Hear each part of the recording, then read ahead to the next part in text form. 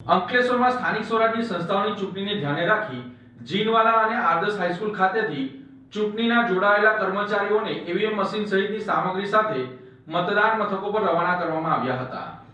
અંકલેશ્વર અને હાંસોટ વિસ્તારમાં આવતીકાલે સ્થાનિક સ્વરાજની ચૂંટણી યોજાવાની છે।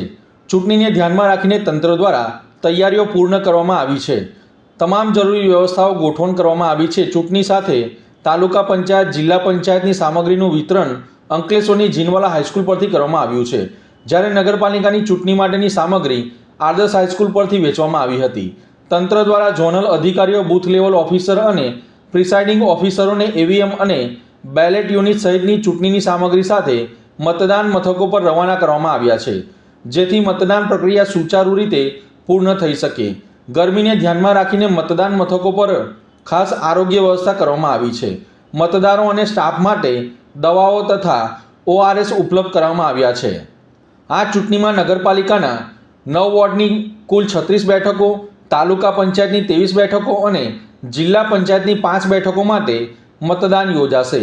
તંત્ર દ્વારા મતદારોને નિર્ભય અને ઉત્સાહપૂર્વક મતદાન કરવા અપીલ કરવામાં આવી છે। આજ રોજ નગરપાલિકા સામાન્ય ચૂંટણી 2026ના કામે તમામ 48 મતદાન મથક આવેલા છે। એ તમામ મતદાન મથકોએ મતદાન સ્ટાફ ને બધું સાહિત્ય અને ઈવીએમ આપી દેવામાં આવેલા છે અને આજે અત્યારે રવાના કરવામાં આવેલા છે।